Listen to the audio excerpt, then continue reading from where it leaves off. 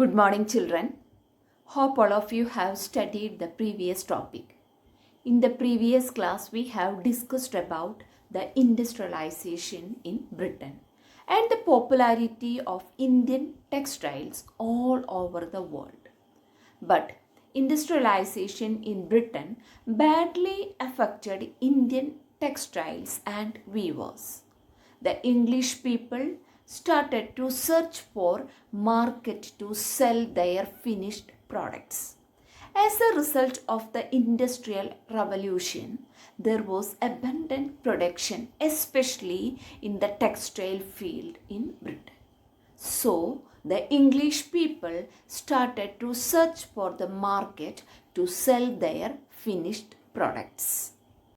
So, the industrialization in Britain badly affected a particular community. They were the weavers. They were specialized in weaving.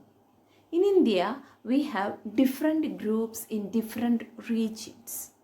Tanti in Bengal, Julhas in North India, Kaikolas and Devangs in South India were some of the famous groups who did the weaving in the initial years. Weaving was done by both men and women, but most of the works were done by men. The English people need market for their products.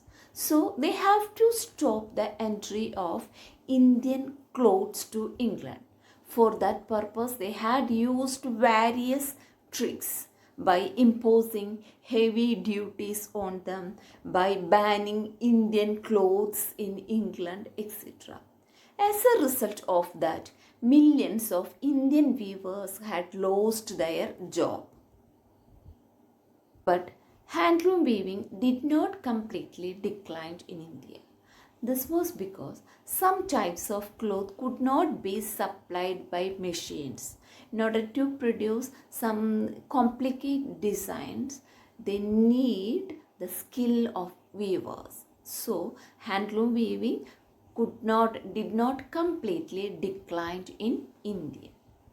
Later, during the nationalist movement time, Mahatma Gandhi urged Indian people to boycott foreign goods and use handspun and handwoven cloth. At that time, Khadi became the symbol of nationalism and the charkha came to represent India. In the 19th century India, we can see the development of cotton mills, means cotton factories. The first cotton mill in India was set up as a spinning mill in Bombay in 1854. By 1900, over 84 mills started operating in Bombay.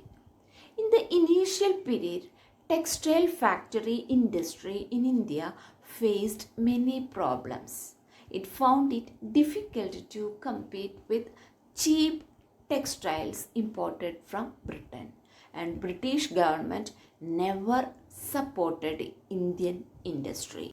However, when the First World War broke out in 1914, Britain concentrated in war matters only.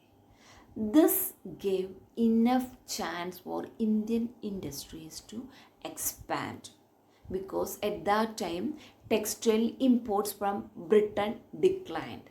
So Indian goods had enough market, and at the same time Indian factories were called upon to produce cloth for military supplies to Britain.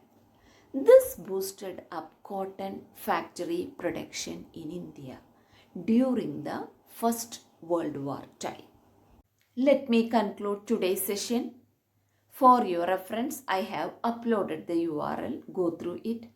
Notes are also attached along with this. Take it down. A test question paper is also there. Try it yourself. Thank you.